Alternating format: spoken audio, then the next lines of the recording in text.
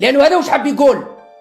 احسان قاضي قال لتبون طز فيك، ورغم هذا يخرج احسان قاضي ويقول كثر خير المنظمات الدوليه وطز فيكم يا رئاسه الجمهوريه، ما نستعرفش بالعفو الرئاسي تاعكم. العفو الرئاسي تاعك ما ديتولي بلا مزيتك، ضغطوا عليك المنظمات باش تسينيت لي.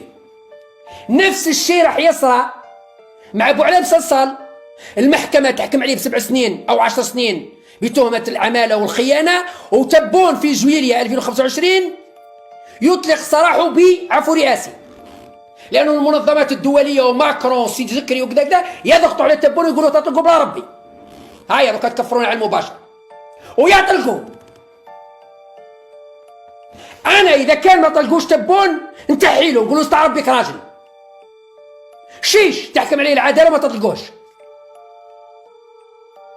لانكم قبل سنه جبتوا لنا خالد دراني وقلتوا هذا خائن وخبارجي وعميل، ومن بعد ولا يجمع مع تبون في طابله ويتعشى معاه. وسعد بوعقبه اللي حياته كامل يضحي من اجل بلاده حارمينه من حقوقه الاساسيه. شكون اللي قدم خدمه للجزائر؟ سعد بوعقبه ولا كمال داود اللي جمعوه مع تبون، ولا خالد درارني، ولا قاضي احسان